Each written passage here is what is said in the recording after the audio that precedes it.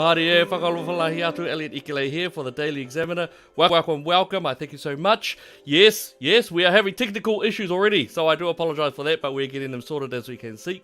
Now, I know that we've only got half an hour with this great man, and I want to bring him in, but first and foremost, let me introduce my co-host for tonight. This is Leao Tildsley. Leao, how are you? I'm good. I'm very good. Oh, good. Yeah. Very good. And look, without further ado, this is the man, this is one of the, well, I think one of the greatest, if not the greatest broadcaster in New Zealand history. This is a man who has been awarded the New Zealander of the Year award. He is also a knight. He is also Sir Ian Taylor as well. I think that's really awesome. He whakapapas back to Ngāti Kahungunu as well as Ngā Puhi. It is our distinct, our great honour to introduce to you Sir Ian Taylor. Matua Ian, how are you? Kia ora. I'm really good. That's very embarrassing, that introduction. Gee, I'm just a little fella from Raupunga. I'm from Raupunga. Raupunga, eh? Where is Raupunga anyway? Raupunga, it's up there by the big metropolis of Wairoa, on the way to Gisborne. Oh, jeez, far out. Oh, Gizzy hard. I'm meant to be up there tonight, actually. I was meant to be there for a conference tomorrow, but COVID stopped all that. Oh, wow. And here we are. And here we are. Look, Matua, this is, we know we've only got you for a little bit, so we really want to push in there hard and ask you some big questions. And we've both got a few questions that we really want to ask you. And feel free to speak as you want. Feel free to say, get stuffed as you want. Absolutely your choice. This is what we like to do here. we get into some nice... robust kōrero. Now, I do have a bit of a question, and my first one is, actually, no, we need to do this the proper way. Some people are not going to know who you are. Many people are going to know exactly who you are and exactly what you've done for New Zealand, but some people are not going to know exactly who you are. Would you mind just giving a real brief bio about yourself and your area in this COVID time? A little one. All I ever say is I just used to be a singer in a rock and roll band back in the 60s. You know, that's my qualification. That's my qualification. I lived through the 60s in a rock and roll band. You can do anything if you do that. Oi. That's true. Awesome. Very true. Just very quickly, I mean, we have a technology company here that does stuff all over the world. So even when COVID hit, we were in the middle of it when it happened. March the 13th, Black Friday. I remember it if it was yesterday. We were in America when it hit. And we've traveled through some of the worst affected countries in the world. And, you know, so it's been really, really valuable to be able to measure our response to the response that we've had through some of the most COVID-ravaged countries in the world where we've been able to look after ourselves. Oh, wonderful. Oh, that's a beautiful thing. Now, of course, we know that there was a little bit of kerfuffle. There was definitely a bit of disagreement there between yourselves and some of the Labour ministers, one of which I believe was trying to get you to sort of stop giving out a particular narrative or what many of us will regard as information that we as Kiwis really need to know. Would you be able to give us just a real brief of that and sort of what was happening in that environment? To put the best light on it, I guess, I think Minister Verrill was just, this is her first time in Parliament. She landed in this kind of meeting and, she's come from a university background and I guess somebody instructed her to say, look, you need to make sure that have a word to Ian if he's coming to the meeting, he needs to do this, this and this. And it just went all haywire because I went to the meeting expecting Chatham House rules where we do not discuss anything that happens in there. That's just accepted. But those rules weren't even mentioned. The irony was I was told it was going to be a really small meeting, only 3 people. So that was me, Greg, the guy from CEO of Air New Zealand, Greg Foran, and one other. But I turned up and there's about 10 or 12 government officials on the Zoom call, most of whom I've never seen. And then I got this instruction, well, we all got this instruction that said, we just want to be clear that nobody talks about this meeting other than people from Air New Zealand or the government. And I looked around the Zoom call and I went, oh, 14 people. I'm the only one here, not from Air New Zealand or the government. So they're aiming that at me. And it just got worse when I was told that it would be really helpful if I stopped writing my bad faith articles as well. And you can't write bad faith articles unless you've been in a situation where you've had discussions where you can break the faith. But nobody had responded to me for 3-4 months. I was talking to myself. So the only bad faith I had, I guess, would have been to me. Yeah. No, it was And the irony of all of that was the meeting we were called, that we were called to, was to discuss a proposal that I had put forward as part of a group called the Cross-Sector Border Group about how you could safely self-isolate. We wrote the whole plan, and then the first up is I'm told that I can't talk about it. Anyway, that's gone. I'm talking to you now. Right. There we go. And I'm not leaving your meeting. Awesome. So the first thing that we want to talk about in this is, now, myself, Leao, and probably most of our team members, we actually do a lot of work in terms of youth work and family work and community work. It's something that we've spent decades in. Tell me, what is your opinion on the impact on young people, on families, on the what we'd call the average New Zealander, in light of the mandates and the lockdowns? What is it that you see, and what are your thoughts on it? I think we're going to be carrying the repercussions of this for decades. You know, the whole focus that went on saving lives was half of the question. Right from day one, we should have talked about saving lives and livelihoods. You know, that was really important. But the whole thing got handed over to a whole lot of medical experts who'd never really been in a situation like this. So a lot of them were well out of their depth, and all they could talk about was medicine. But I've always said that, you know, at the outset, the virus turned up, and what we didn't know was it attacked your health. It didn't take long to see that globally it was attacking something else, and that was the economy of the world, people's livelihoods, people's jobs. And you had to look beyond the now to make sure that you were protecting both lives and livelihoods, because, you know, our young people will be suffering for decades from this. I just think about the disruption to the school, to the classrooms of kids over this period. You do not get that time back. And in a challenge like this, you need to have all the people around the table looking at all of these different things that goes, yeah, okay, so there's the health, but there's this, and that's long-term health. Then there's mental health. And, you know, of all the countries, I get tired of hearing how well we've done saving lives when we have more of our citizens per capita stranded overseas, unable to come home to their families than any other country in the world. I mean, our borders are shut. I remember going to East Germany back a long time ago. It took me a year to get a pass to get into East Germany, and I didn't live there. Our people who live here are spending years trying to get home, and it's wrong. Well said. Yeah, well said. I have a question. Yeah, I do. So do you think the benefits of the government mandates and lockdowns outweigh the costs, social, mental? What do you see as the actual cost? You know, like you were saying.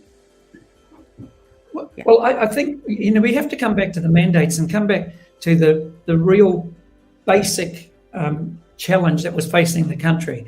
So we actually should have been one of the safest countries in the world. We had the easiest border in the world to protect. We are a long way from the rest of the world. And, you know, for better or worse, we don't have underground trains. We don't have people traveling en masses like they do through Europe and London and all sorts of places. We keep comparing ourselves with countries like those, but actually we are a low population for our size. We travel in cars. You know, we don't have huge public transport. So, and then we have this border that we could have protected a different way. And what we should have done is, what they did was they tried to lock COVID out, but by catching it at the border. What they should have done, could have done, using one of these. I've got this here. This is a Lucera test, which is what we just sent 2,000 of these to Tonga. They're still illegal in New Zealand. In order to get them to Tonga, we had to get permission for the plane to land in New Zealand and fly out. We had to get an exemption from Dr. Bloomfield. But this is a laboratory in my hand. So imagine, and we did these tests. So 3 hours before I got on the plane in LA, I took one of these. So I knew I was negative getting on the plane. How good would that be if you knew the other 250, 300 people were also negative 3 hours before they got on the plane? So you start to keep your borders safe there. Then they fly to New Zealand and you bring them off the planes and you give them one of these again, and you've got the result in half an hour. So within an hour of landing or coming out of the airport, you've picked up anyone who you might have missed at the border. And, that's got to be a really small percentage now if they've only tested 3 hours before getting on the plane. And they've got off the plane negative. So you don't have that really complex MIQ that we had where you tested 72 hours before you got on the plane. So you've got 3 days to catch it. And with Omicron, that's going to be a piece of cake. So it was a waste of time and no one addressed it.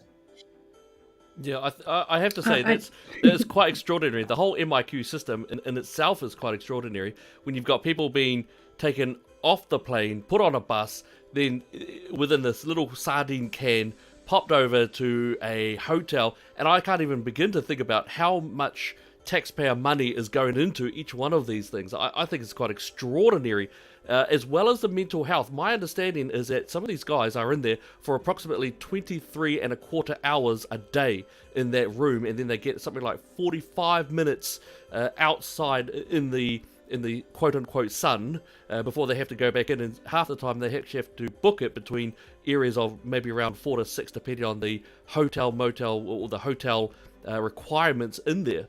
And you're right. Could you please show us that little device there, that Lucera? Because I've heard of this, but this is the first time I've actually seen it. So that's the one there.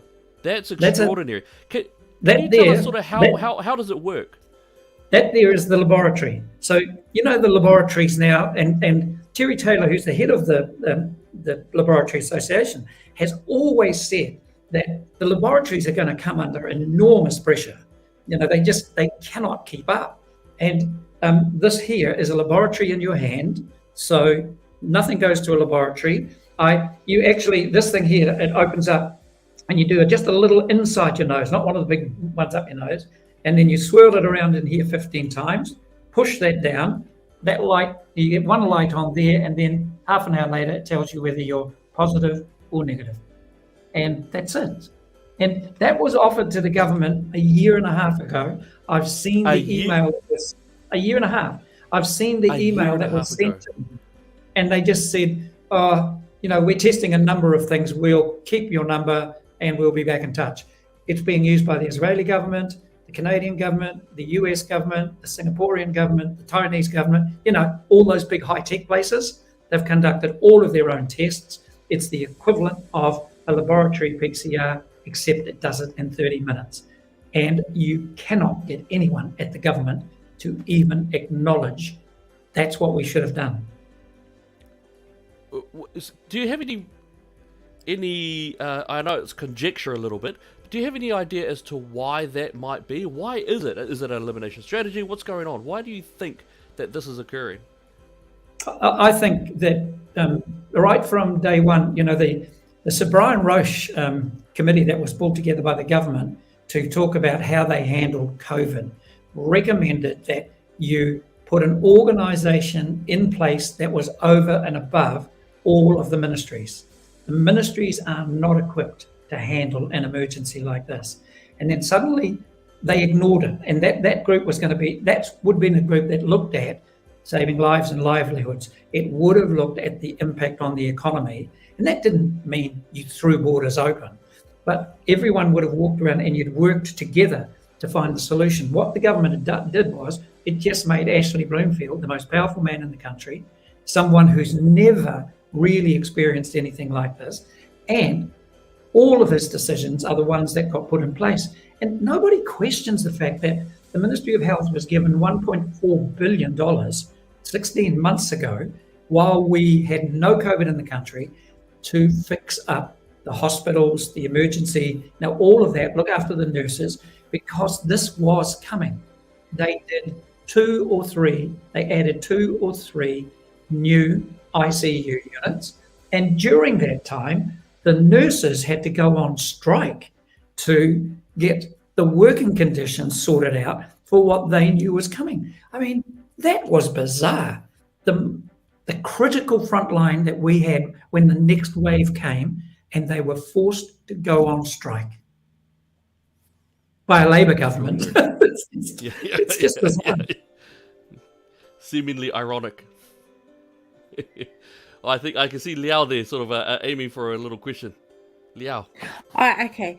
Just as a follow-up with that, after 2 years, where are we in the pandemic?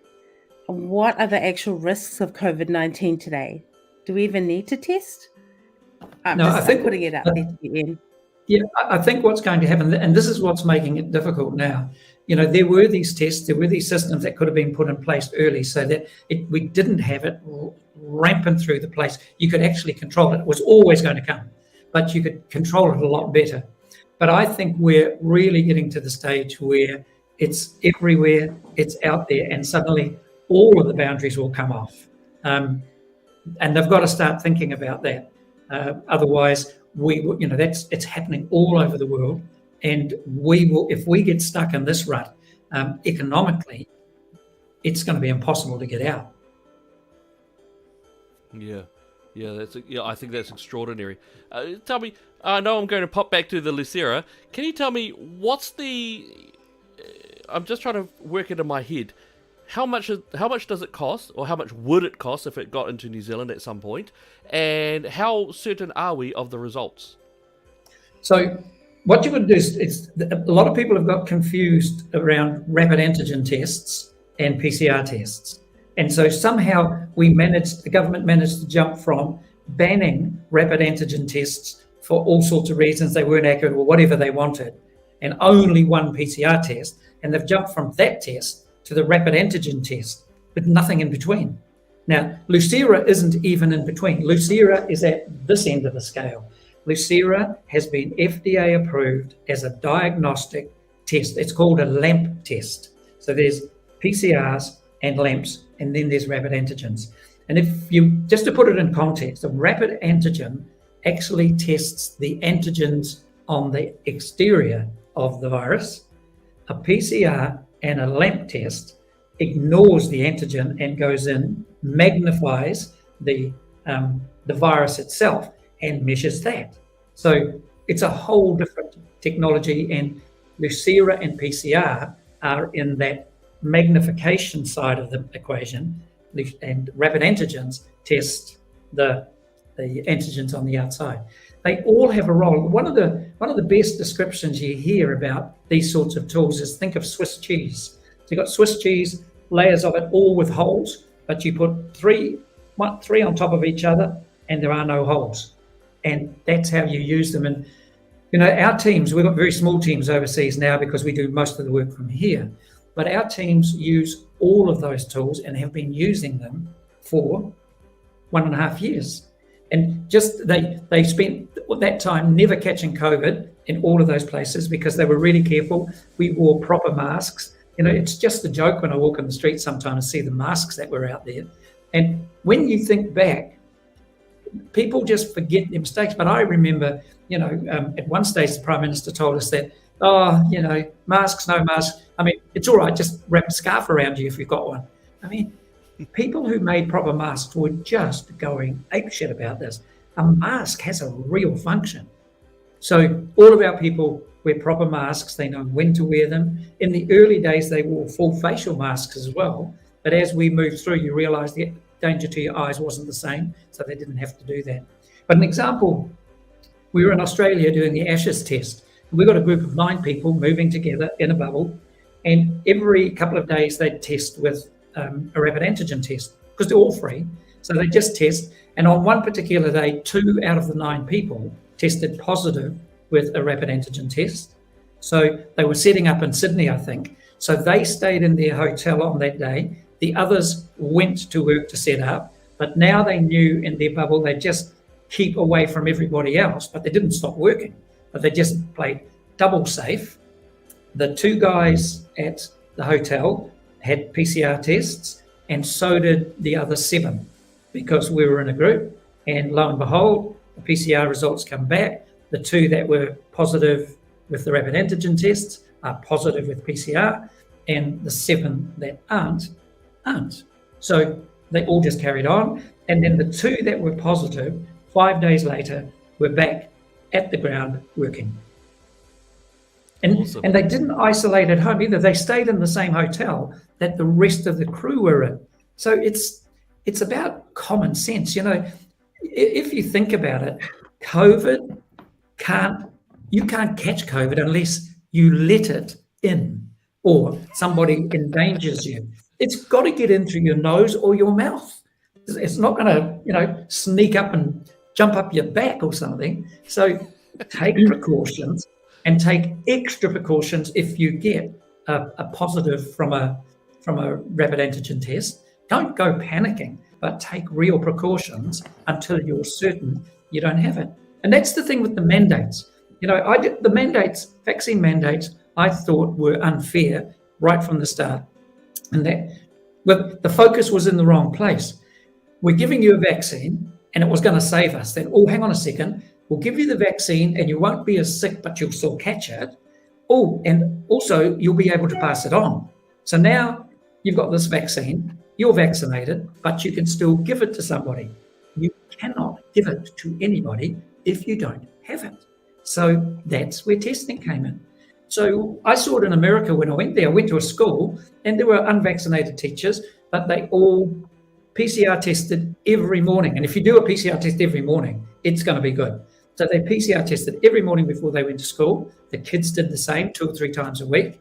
And on Saturday when we went to sports, everyone played, but no one got on a field without a PCR test, which took 15 minutes.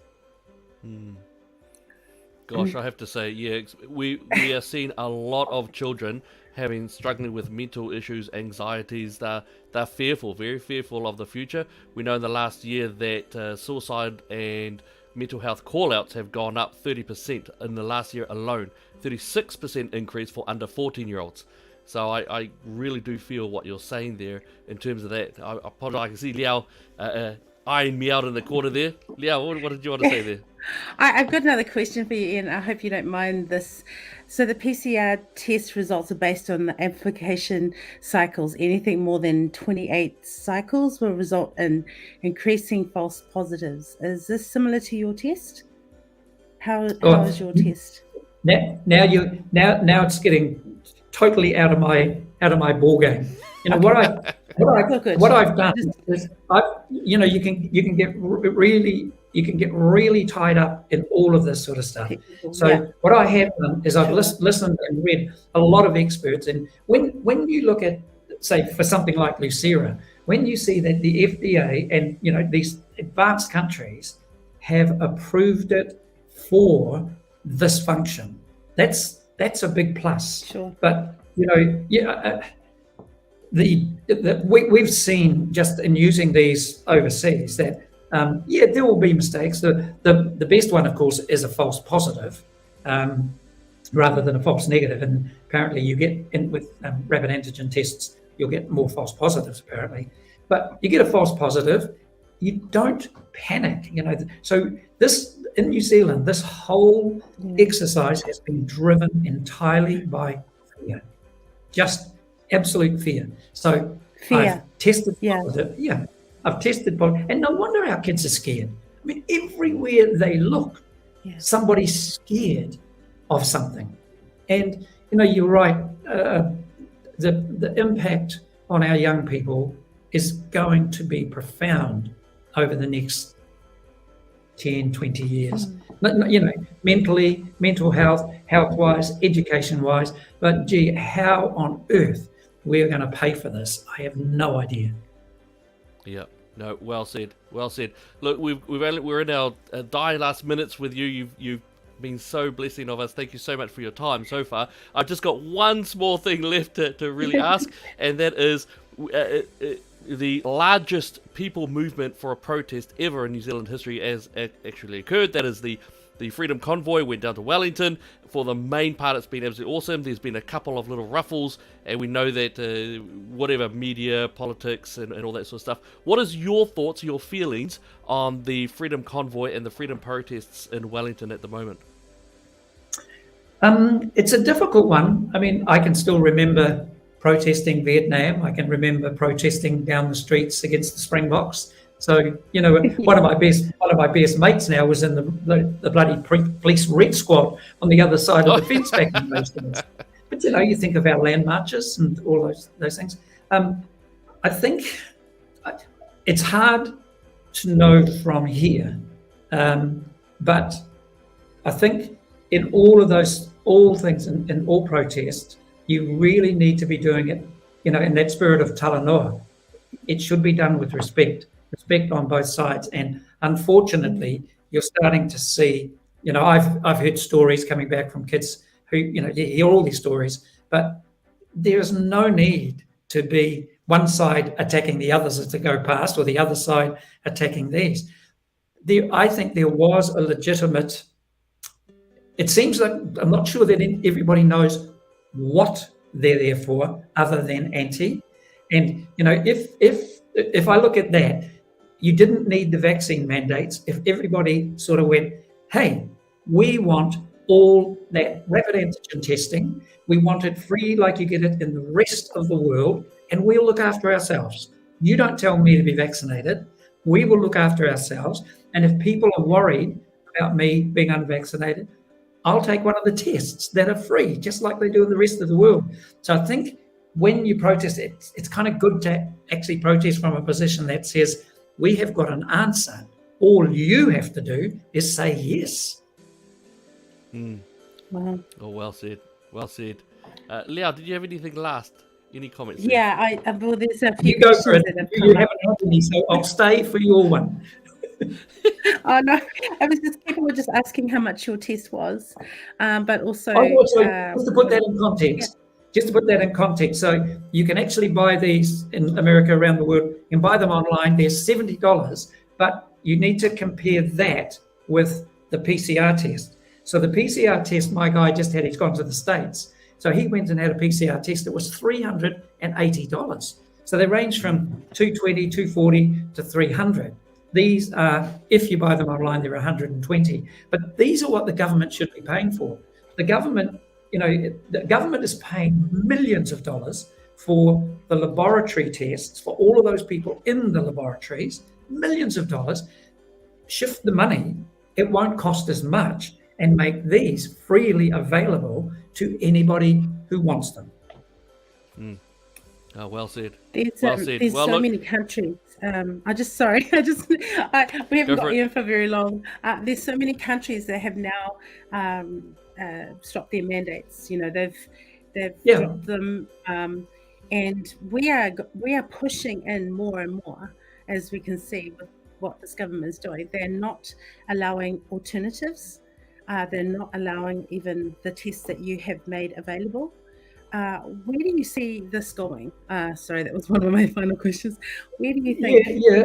I mean, they will have to. They will have to. I mean, you cannot keep. Put it this way. You know, if you're going to have people obeying the rules have to make sense. And you know, for the past 7 or 8 months, they've not made any sense at all. So it's like someone makes them up on the fly. And so, you know, one of the reasons we are now looking at critical workers and essential businesses, it just ignores the fact to everybody who works in a business, it's essential. To every business that has somebody working in there, the workers are critical. So the government's job isn't to tell us that we're not essential or we're not critical. The government's job was to give us the tools we needed to look after ourselves. We didn't need them to do it. And they took so long with rapid antigen tests that they're now commandeering them. And they have had to make a call that until they get enough of them, the only people who can use them are these people. Now, that's a result of their tardiness 2 years ago in banning them in the first place. They should have had those like every other country, and then they should say to people, we trust you to look after yourselves. Here are the tools to do it. But we just don't have it. I've got a niece who's had cancer treatment for 2 years. So I would love to have rapid antigen tests. I had 6 of these and I've used them all. But I would love to be able to test before I go and see her. And I'd do that. I'd take 3 of those tests to be really safe. But I haven't been allowed to access the tools, and that is on the government totally. Well said. Well said. Well, look, Sir Ian Taylor, it has been an extraordinary pleasure to have you on our show. We're so thankful for you to share with us your mātauranga in terms of all of this information, these needs that we have. Look, just from myself and for our whole team, thank you so much for everything that you've done and that you continue to do. We do need you to be advocating for us to be able to look after ourselves, exactly as what you've been saying. So thank you so much. Thank you very much, and just never forget, I'm just a little Māori fella from Roponga. I'll definitely have you back again, Ian. Thank you so much. Ka kite. All right. All right. Ka Ka kite. kite anō. So that was the wonderful Ian Taylor. We were so lucky that he was able to. We're so blessed, and in actual fact, we have someone to thank for that. Leao Tildsley, thank you so much for being able to connect with Sir Ian and to get him on board to have a chat with us. That was awesome. I have some very good friends that were able to do that for me. They have been advocating for me so that we can speak to him. So thank you. You Nice. know who Now, you are. Yeah, good. Now, look, we've got a few minutes left, and so let's have a little chat about what's been happening on the front lines. You are down there right now in Wellington, and you've been taking some awesome lives. Can you tell us, what are you seeing there? Now, look, I'm in Auckland, you're down there, and we've seen all bunch of stuff going on there. Is it real? Is there poop flooding the streets? Is there children running in muck? Is there crazy people basically spraying other people with acid? Which one of these is nonsense? All of it is lies. I have gone there every single day. I have done lives where I've been showing the pathway. I've been showing after, they've had, people singing and like a concert. Everything has been cleaned. Afterwards, there's people picking up rubbish from kids to adults. So there are so many lies that have come from media because they haven't been allowed to be there. So they can make up whatever they want. And to get what I've seen, they have gotten New Zealand on their side by taking side photos of things that they think that the country will look at it in disgust. And so being there, this is my day 15 that I've been down here in Wellington. I have, all I've seen is so much aroha. If you can imagine, Elliot, we have been locked down for nearly 3 years. We have had no connection with the humanity side of things, and all of a sudden we've all come together. There was just so much love pouring in and out. People have been donating incredible amount of things, and I can say, 100% that the people there are really well loved. In fact, I'll just give you a little story. I was actually on security for a couple of shifts. One during the busiest time, which was on Saturday, and the people there they were so surprised because I know that they've been listening to mainstream media. They come in through the doors and they go, "Oh, this is nothing to what we have heard." And in fact, some of them have come down because of my lives, only because I take everybody around, show them. This is one more funny story. I did one live where we looked for a miserable child or an islander who was vegetarian. We couldn't find either. Right? Yeah. What? You couldn't find any miserable children or No. vegetarian islanders? That's just No, that's I shocking, asked, mate. I asked the little child, I said, "Are you miserable?" He goes, "I don't know what that means, but I'm happy." I have to say, when I've been watching the lives, like, I've seen clean tables, clean floors, and I make this habit when people are doing lives, yourselves and others, I look through the bottom left and the bottom right because I'm looking for this junk and this dirt and filth that they're talking about. I even found out about the rubbish bag wall, that in actual fact it had to do more with the police stopping services, and Right. there was a small moment in time and the reporters decided to jump on that. I have to That's say, right. I it's have to reply utterly to that. shocking. Yeah, I have to reply to that because I know exactly what happened. And because the concrete pillars, the concrete bollards that they put in place there, they couldn't get a truck there to pick up the rubbish. So don't lie about it. Like, your one photo doesn't say anything. You're just saying to the country, look at these, there's been so many names that people have been calling them. And we're talking about farmers, we're talking about doctors, we're talking about scientists, families, average mum and dad who are down there. So I don't know where you're getting this from, but it's not the truth. You Yeah, have to I do find it. look out for the truth. It really is quite extraordinary. Just to let our audience out there know, yes, we have had very few lives today covering the protest, covering Freedom Village. That is because our reporters are needing a very well-needed break. Right, Leao is Yes. getting looked after right now. She's getting quite spoiled. But our team have really need breaks, and I just want to put out a massive shout out to all of those who have been covering this. You've got Leao right there. You've got John Taylor, who will be in during the weekend. You've got Alex. You've got Mel. You've got who else has been in there? I think Denise. You've got Zara. You've got Nat. There are so many people who are jumping in there and really just covering all of this for you. Today they needed to have just a little bit of a break, a bit of a rest. They'll be back into it, no doubt. And I'm hoping that I can get down there this weekend as well. Just extraordinary scenes. We also, I believe, heard about the policeman who was sent to hospital because protesters had thrown acid at them. Now, my understanding is that there's a huge amount of footage going on around that. Is this true? Have protesters been throwing acid at police? So tell me, where would protesters get acid at what time of the morning? They seem to come at very early hours of the morning. Oh, look, let's just get acid ready. But the footage doesn't actually show that. So I am so grateful for the other videos that are happening when people can't be there.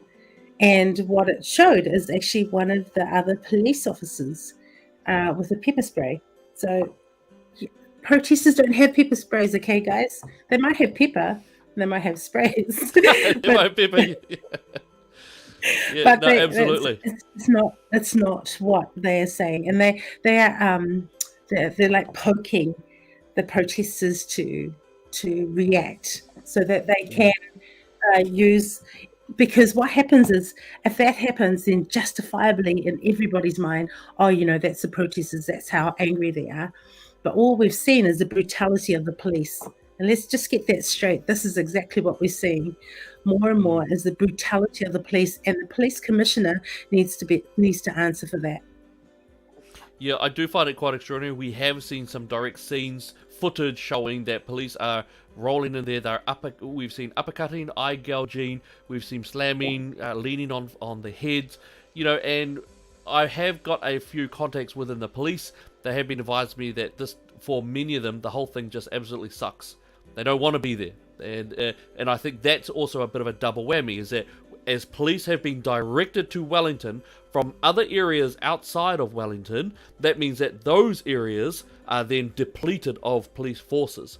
So when you talk about, again, the drug war that's been going on in most parts of Auckland, the expansion of drugs, the spike in crimes of suicide, of sexual abuse, and attacks on children, that means that those police are taken away. And why? Because I would strongly urge those people who are trying to say that it's because the Wellington protesters are violent and all that.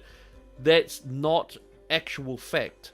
And that, I think, is what's quite scary, is that you've got a combination of politics and media outlying to engage in a career, or engaging in a campaign of disinformation. And it's quite shocking to see that this is what's happening. It's one thing to know about it, to read about it in various stories and novels. It's another thing to actually see it happening in our own nation, our own country. But Leao, what are your plans? Are you going to be keeping on reporting in there for a bit? Are you going to be coming home at some point? What's going on? Yeah, I will be back down there in the next couple of days. I really would love to go home, see my husband. I've missed him. I haven't seen him for quite a long time. So hopefully we can tag out. I can tag out with John or yourself, and to continue. My heart this whole time has to just tell the truth, to speak the truth, to show people the truth. And that's why I've been doing so many lives when I've been able to, is to...